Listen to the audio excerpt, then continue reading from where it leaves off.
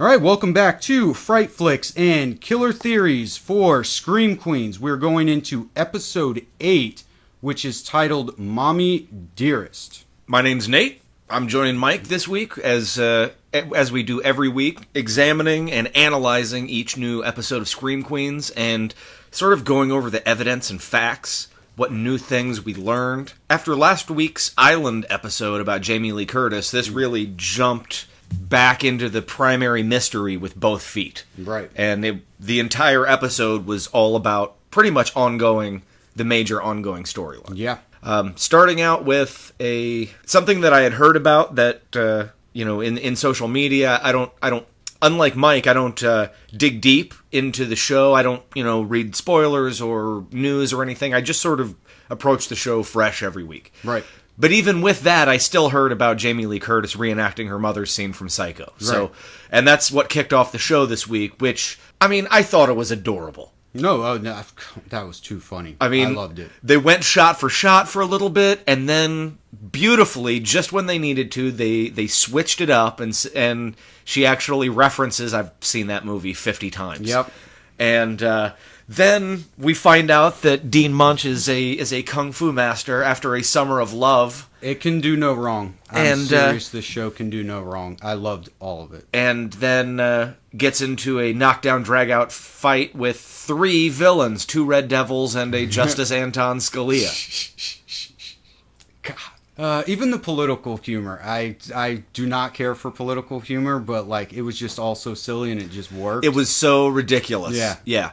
And, to jump ahead just a little bit about the one thing, I loved later on in the episode how one of the characters references that. Can you believe they wore Scalia? They're damaging our brand. That was too funny. So that was just that was one of my favorite things that they've done so far in this series, and it was a great way to kick off the episode. Oh yeah, absolutely. This might not be my favorite episode, but these are all starting to get ties. The ones that are good are really good, and this is one of those really good episodes because one of the things I noticed right off the bat is the scene starts with Munch and the whole episode, Dean Munch and Grace together. And she's like, look, I'm not going to tell you who the baby is. I'm sorry, I must have been on Klonopin because I can't believe I would say that. And I was like, shenanigans!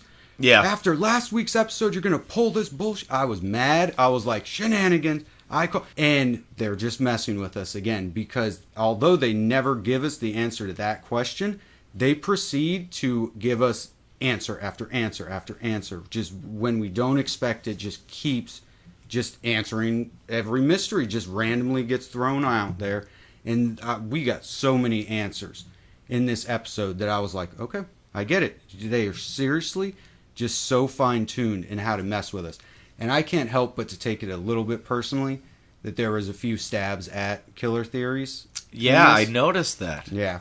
Where it's like, I'm sorry that your little theory didn't pan out. And it's like, that's the stupidest theory. And if you rearrange the name, it's like, yeah, I do all that stuff. You gotta love that though. Yeah. It feels like somebody involved with the show actually pays enough attention to hate what we do. Yeah, well, and that's great. Yeah, it's pretty funny all said and done as long as, they don't try and take any more of my videos down. Enough about that, though. Anyway, so keeping episode specific, I guess we can go right into this, and then we'll go through smaller moments again. Who would you say is the MVP this weekend? I'm actually still working that out in my head. Munch took it last week. Honestly, this was probably... I don't want to give it to Grace, because I don't like Grace, but... No, but Grace wasn't bad. Well, and this was really her episode. She, very true. For the first time in a while, she was the protagonist of basically a whole episode, Mm-hmm. And she actually had some depth and stuff to this. Like, you saw her get angry, vindictive, totally basically come right out and say, I'm not the killer, by acting so much like she's the killer. Which... Right. This is all so still up in the air with me. It is. I have no clue. Well, and anymore. With that in mind, something that I wanted to say real quick is, in terms of being up in the air, it seems like we can cross Dean Munch off the suspects list. You would think so, right? She is a murderer, but it seems pretty conclusive that she is not in league with the Red Devils whatsoever. Right. So she's just a non-affiliated killer. So, so I'm tempted, like personally, she's sort of out of my suspect pool. Yeah, pretty much.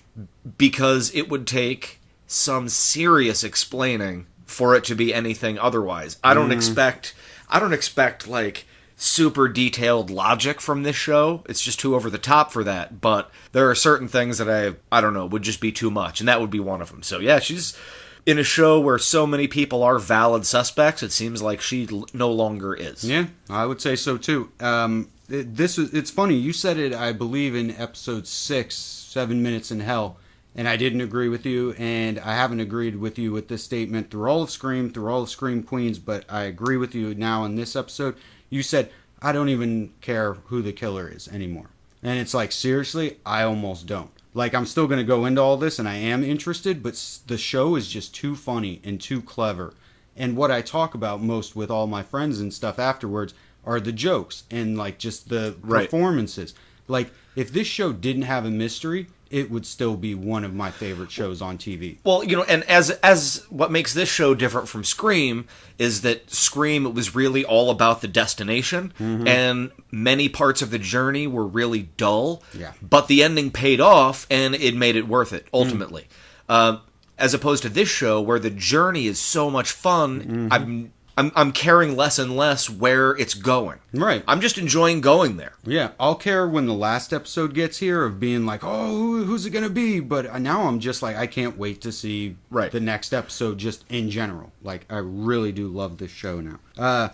Just real quick, some of my favorite lines. There's so many fucking great ones. But it's like Chanel says, well, looks like the bitch apple doesn't fall far from the bitch tree. That was a good line. That killed me. And then Niecy Nash came back. I was so happy about that. She came back strong. Yes. Now she's basically the den mother. Yeah, and it reaffirms what you said last week, that they probably meant to kill her off. That's why she wasn't in. That's why she wasn't in the last few episodes, because now they didn't know what to do with her. So they spent the last 2 episodes figuring that out, and then now they made her den. Like, right off the bat, it's like, this is how I'm going to stay integrated in the show. Right. And all pretty genius. Yeah, and they've given her a tie to the central mystery. Remember, she was that night with the girl in the bathtub. They kicked her out of the party because... Oh, no, that was a different time period. Oh, was that a different time period? Yeah. She still has in any event, she still has a connection to the sorority, which sort of fits in for her overall. Right. And now they're giving her money to try and find out who the killer... It's all working really well, but she has this one scene where she is really placing herself as den mother and, like, stole all Chanel No. 5's clothes and stuff. But she's also trying to make them better people, which I really appreciate that, and that totally works. But she says, there's a bunch of blind dogs at the pound, and we're going to go read the newspaper to them. Again, I don't know who is coming up with this. Like, there's one totally Aqua Teen's line, it seems, in every episode. Just some sort of brilliant non sequitur. God, just brilliant. So... You know what? I'm going to go ahead and bite the bullet and actually give the MVP of the week to Grace. This was really her episode to carry, and she still doesn't pop as one of the more interesting characters. No. But you know what? She has sort of the thankless role. That's true. You know, she's the good girl, and she's not naturally a great girl next door heroine like Jamie Lee Curtis was back in the day. Right. But she's good. You know, she's not bad. And she did a lot of good for her character over the course of this episode. And, I mean, honestly, she's really the one thing other than Pete. And I like that there was very little Pete in this episode. Right. He's my least favorite part of the show. So she really is sort of the clothesline binding all of this together. True. You know, she keeps the narrative chugging forward because the Chanel's detective agency was a cute idea and they're playing with it, but, you know, that doesn't really have anything to do with the overall narrative. Right. Yeah. Okay, well, I guess, we can get right into it, and we'll go into, of course, more mysteries, all this kind of stuff in the Killer Theory section, but my MVP would have to be Boone. You know, I was really torn. I almost picked Boone just because I was so glad to see him back. I know, right? And, he was only in it for like a minute, but it was awesome, and everybody kept thinking he was Joaquin Phoenix. Dude, so funny. Yeah, that's why I almost didn't make him MVP, in which case it would have been Grace or Munch, or Niecy Nat. Like, I've touched on all these people, and I was like, is it because I'm just so excited to see Boone again? I never thought I'd be excited to see a Jonas Brother. Like, you know, who would have told me that years later I would think that? But, like, when I thought about his scenes and when I rewatched it, every minute of his, like, one scene, every second of his 1 minute is classic. Like the Everyday I'm Muscling shirt. And then he has the shittiest, like, fake costume thing on ever. And then everyone's off whispering, like, is that Joaquin Phoenix? And he can't hear them because he's either lifting weights, which was a hilarious joke on Slashers, where he's like, I can't do this anymore. All I do is work out and kill people. Like, right. It's like, it's too funny. It reminds me of Leslie Vernon, where he's like, do you know how much cardio I have to do? And that scene was also great for the overall ongoing story. You know, you actually got some confirmation. Like, now we know that Boone and Gigi and a third party, who was the party speaking to both of them. I don't believe Boone being gay was an act early. Yeah, that's the one thing that kind of trips me up. I think he's still gay, so I don't think it was him that was trying to romance Zayday. Right, and his hands were fine, too. Right. Yeah, because he was lifting weights, that's right. Yeah. So he and Gigi were both talking to the third party, unless there's more. You know, I was talking to Violet about it yesterday. That's my 8-year-old. And she said that when Zayday was down there in the Red Devil's lair, that there were 5 different costumes and masks. So she's like, there could be, you know, as many as 5. That's true. That is true. I don't personally agree to that, but I've said before, there's definitely multiple. Now we know there's definitely 3. Right. Who's to say there can't be 5? Yeah, and that's the thing about Boone's scene, is it's really easy to kind of like take for granted that the show has been really smart in keeping Boone away from us, because it was always, oh, this could be Boone at any moment. And it is really smart and shouldn't be overlooked that, yes, they confirmed. Yeah. We now 100% know that Boone is a killer, which we never actually knew before. So anyway, what also was great about his bit and why he makes MVP is that he doesn't hear them saying Joaquin Phoenix, but the guy comes up, he's like, can I get your autograph? He's like, yeah, sure thing, man. And just knows, because he's probably been getting that everywhere. And he spells it totally wrong. Right. He spells it like phonetically. And it was just, he was great, and I was so fucking happy to see him again, and I hope he's in more episodes. Yeah, definitely. However, I do have to, speaking of which, kind of wrap myself out here in a little bit, is I don't intentionally look for spoilers. That's one. All the research I do, I try not to look for spoilers. Just as a fan, I don't want to know. Sure. And I did see a picture, which I'm not going to go into, but I did come across a picture of Boone, now I can say this, in his little costume, talking to another character, basically alone, looking like in cahoots. So I don't know if that's where it's going, but a lot of people I know, because they keep pointing it out to me, have seen this picture too. So I really hope that's not where it's going, because now I would know that bit. Right. So I'm just letting you guys know I don't like find spoilers and then make my killer theories and be like, huzzah, I was right when I... So I've seen that picture that you guys are talking about. So I'm going to leave all that kind of off the grid. That is...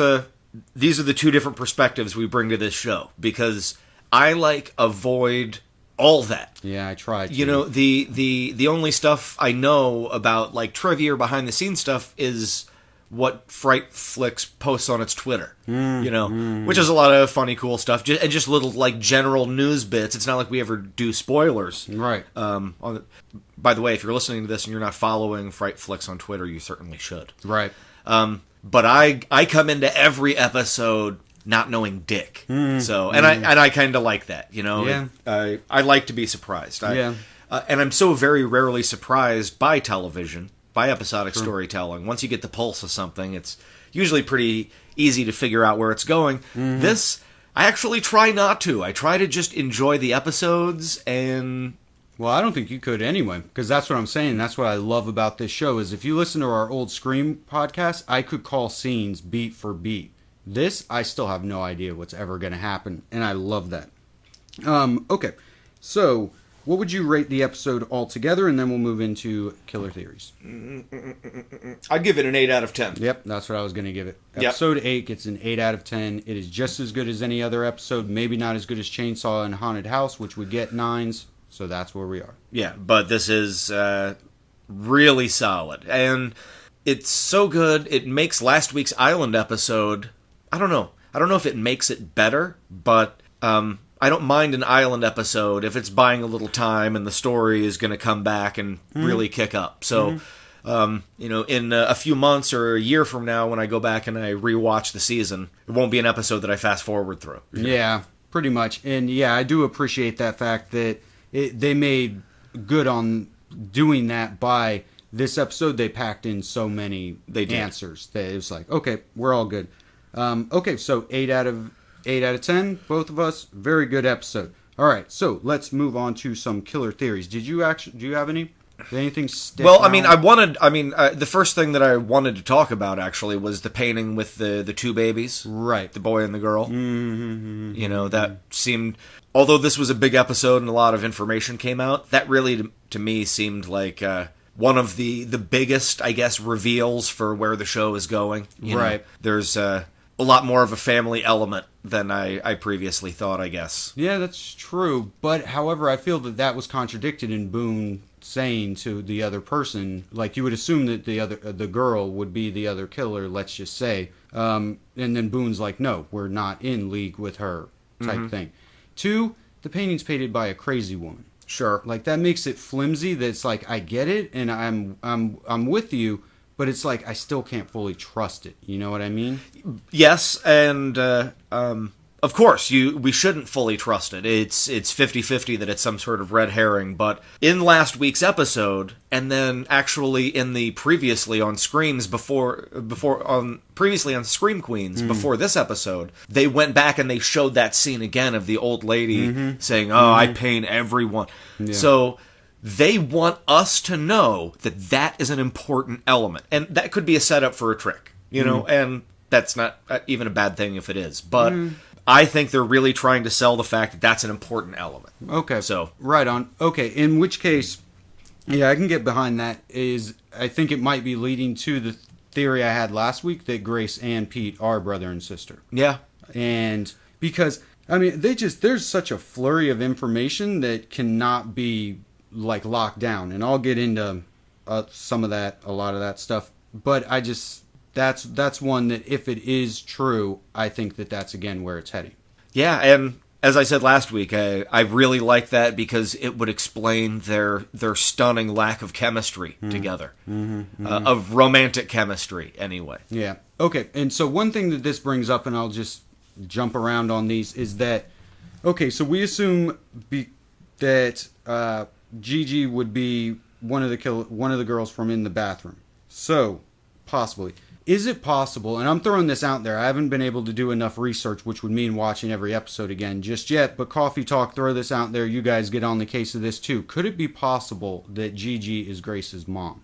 Because there is a very big, I'm so slick clue, and I'm going to have to jump back and forth, like I said, but when Grace goes and shows her dad the photo, and it has, Daisy from Scream, that chick, Waterfalls chick, in it, shows it to her dad and is like, Chanel said, this is my mom, and he looks at it and he's like, yep, the one in the middle is your mom, and they don't confirm with each other. Yeah, Grace and that chick isn't in the middle. A chick who looks like Gigi is the one in the middle. That felt pretty pronounced to me. Like, I caught it. Like, it was slick. It's not like they flubbed it, but that moment jumped out to me where I did not get the feeling that they were talking about the same person.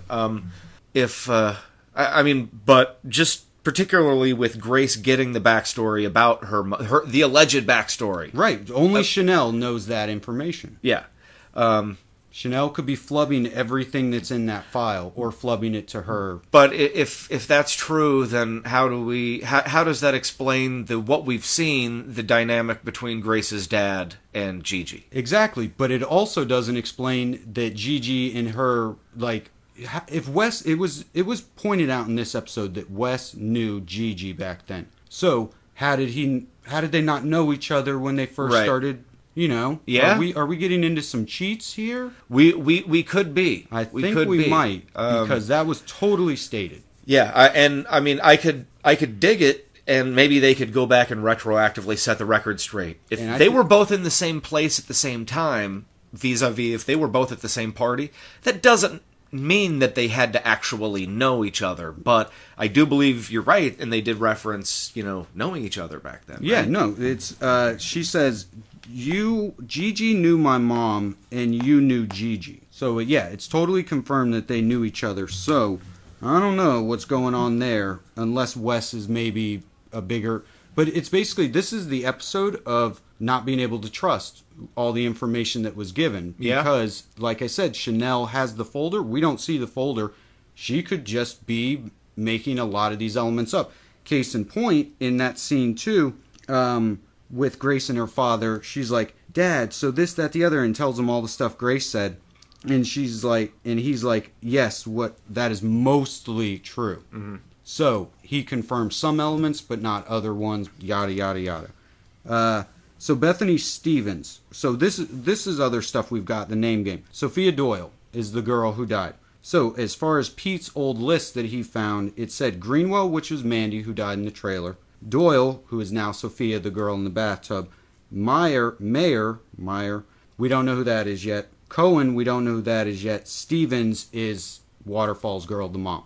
Okay, so that means that Meyer, which is that like Coco chick who's like, Waterfall is our jam, oh, right. Cute a baby. And Cohen would be the chick who takes the baby, which could be Gigi, of course. But Gigi even goes, and this confirms my family theory and the bathroom theory, that Gigi specifically points out, no one knows my mixed ethnicity. Yeah. So that is them saying she could be related and look like anybody because you can't nail down her ethnicity. They specifically say that. That's funny. Yeah. Particularly, I can't remember her name, but her name jumps out of the credits every week because I'm like, what kind of name is that? Yeah, I think it's from Pakistan. I don't know, actually. I'm not even going to get into that, actually. But she used to be on SNL, and she can look hot when she wants to. Yeah? But anyway, so Mayer, I would venture to say, is the ditzy other blonde. And Cohen, this only reconfirms my theory, that Cohen is the girl who takes the baby. And a lot of this stuff is red herring. So she takes the baby, raises it as a Cohen, as Aaron Cohen, who became Coney. So at the end, we'll find out the baby stuff was irrelevant. Because they would just love to stick that to Grace. Yeah. Wouldn't they? It's like, not only did you've been trying to figure out the baby thing.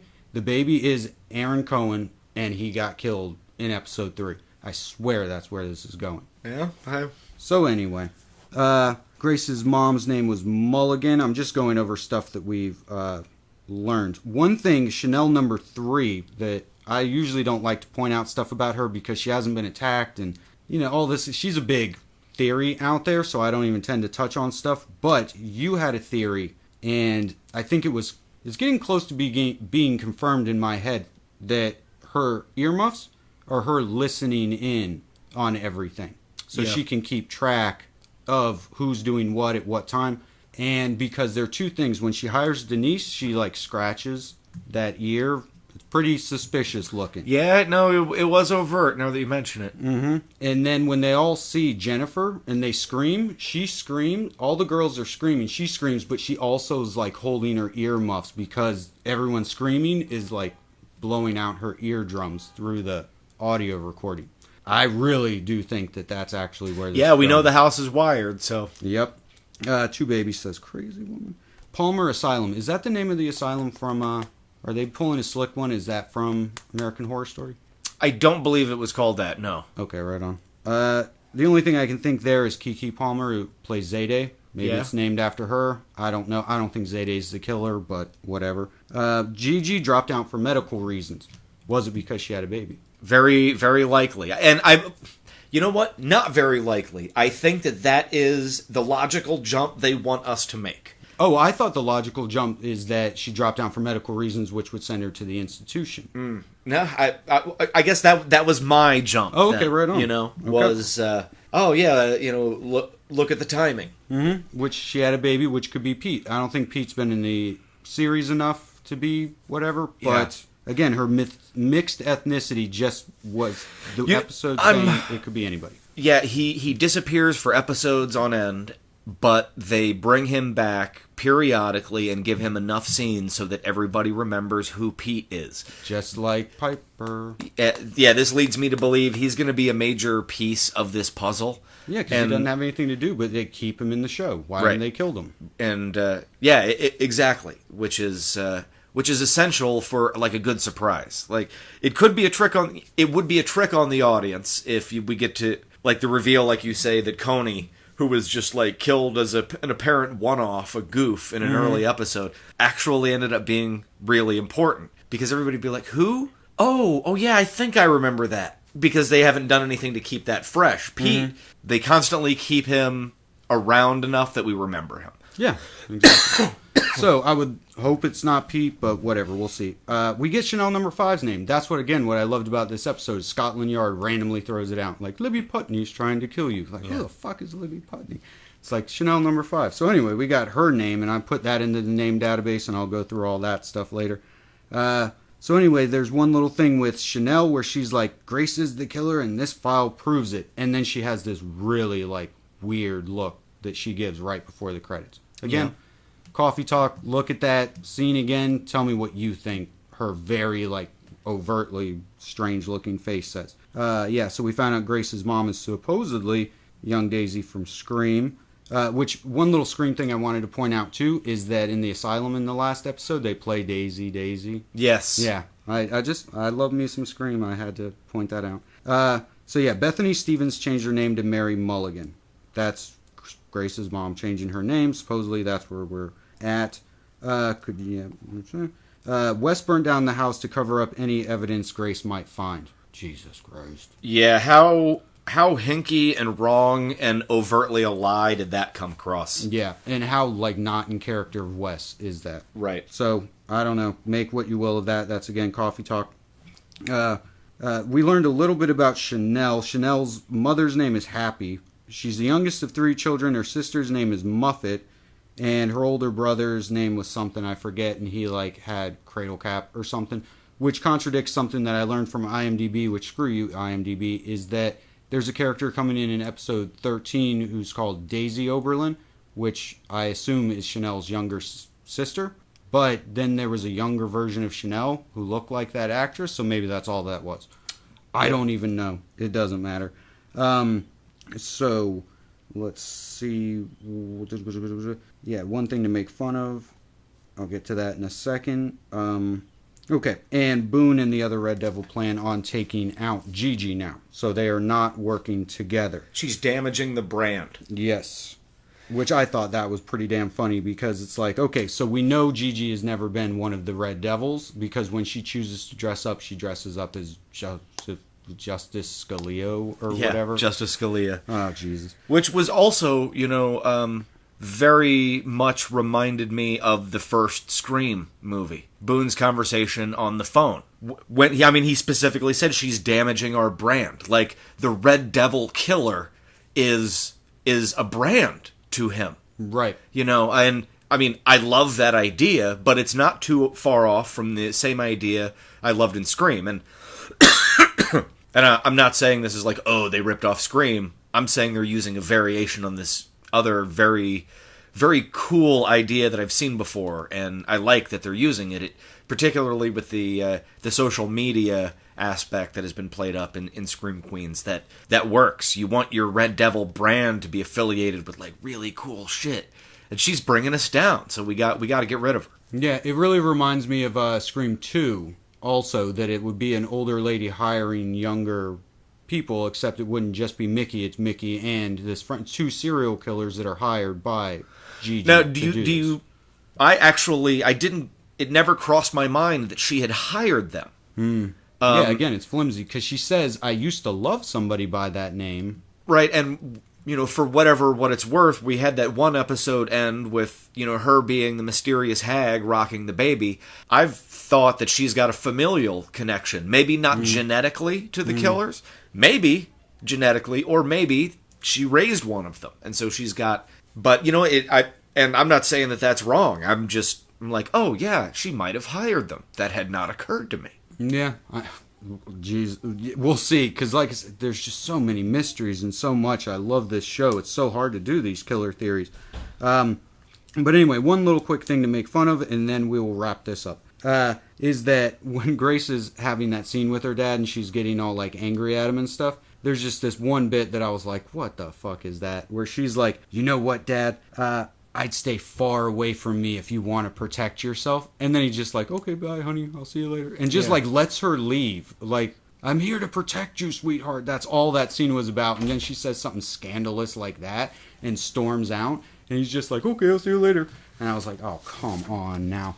But anyway. One brief thing that I actually wanted to praise, probably my biggest laugh from the episode, was when Niecy Nash was going to cook in the deep fryer. Oh, yeah. And Chanel, tells her that, I don't know if they've changed the grease from when Mrs. Bean got her face cooked in there. Yeah, that was pretty funny.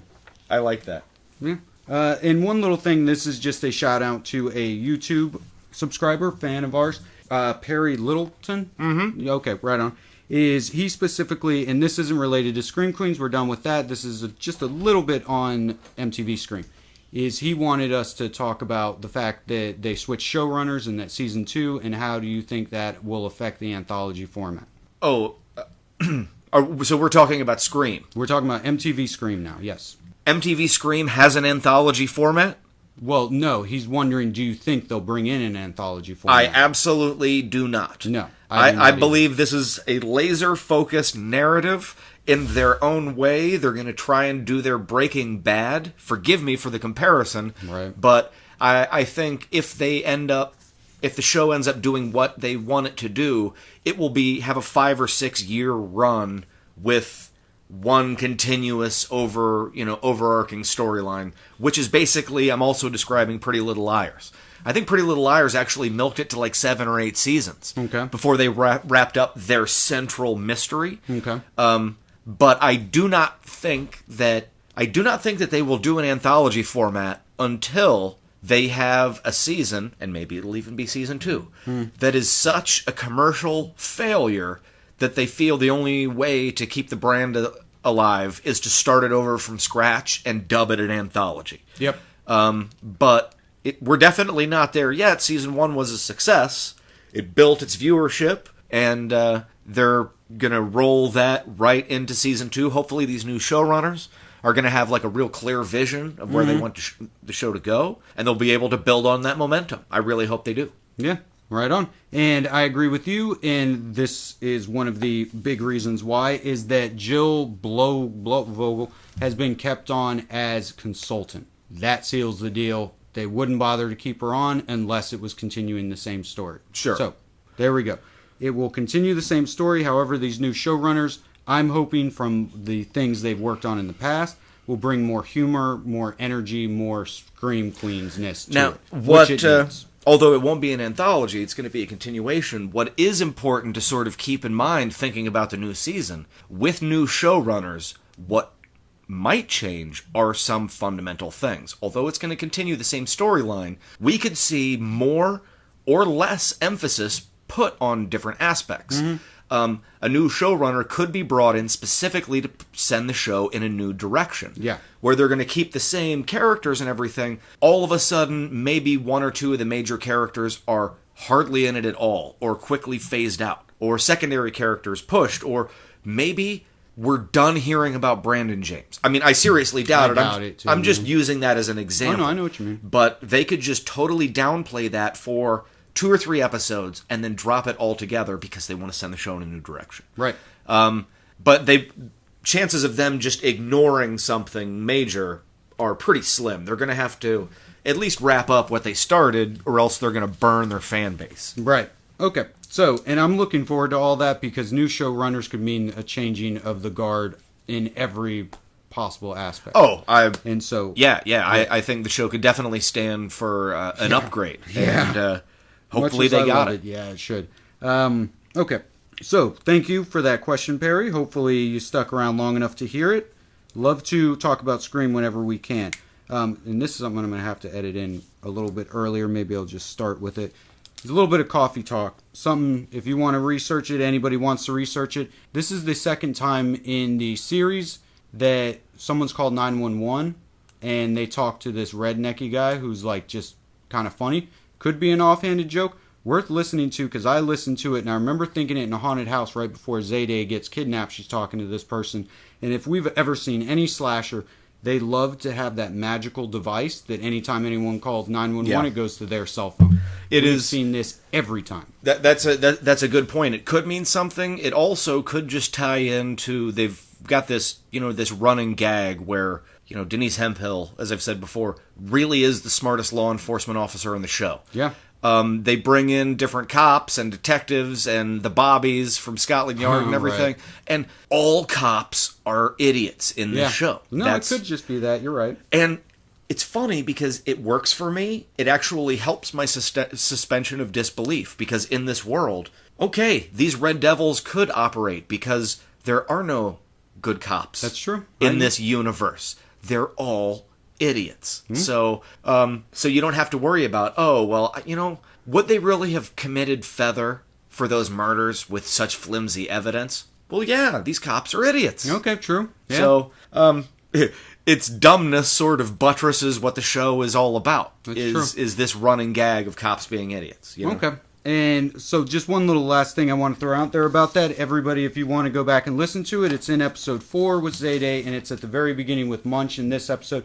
Listen to the voice and tell me it kind of doesn't sound like Chad putting on a redneck accent. Oh. So, if nothing else, they hired Chad because he's hilarious. Hey, will you also do we this need more Chad in these episodes. So anyway, not to foster that damn Chad is the killer theory, but whatever. What are you going to do? It's going to end up being Chad, the one guy we're like, nope, it's not Chad. That's not fucking Chad. It's not Chad and it's not Chanel #1. No. Anyway. And it's not Dean Munch. And it's not Dean Munch. Our suspect, and since Candle Vlogger is dead, our suspect shit, cool yeah, is... you're right. I meant to point that out. Yeah, R.I.P. Candle Vlogger. All right, we greatly look forward to coming back next week discussing episode 9 of Scream Queens. It's definitely stepped up its game, and I think is definitely one of the best shows on TV right now. Absolutely. One of the funniest, for sure. I'm not watching Fargo, but that's the only reason, evidently. Nate's big into that. Watch that, too. Maybe we'll start talking about that or something. I love Scream Queens. It's my favorite. Tell all your friends. Everyone should be watching this show. I love it. All right. And we'll see you next week. Yeah, comment on this video or get at us on social media. Fright Flicks on Twitter or Facebook. But yeah, really, the quickest way is talk about what we were talking about tonight. Just comment on this video. We love to discuss with our viewers. Absolutely. And we'll see you next week, guys, here at Fright Flicks and Killer Theories. Okay, right on.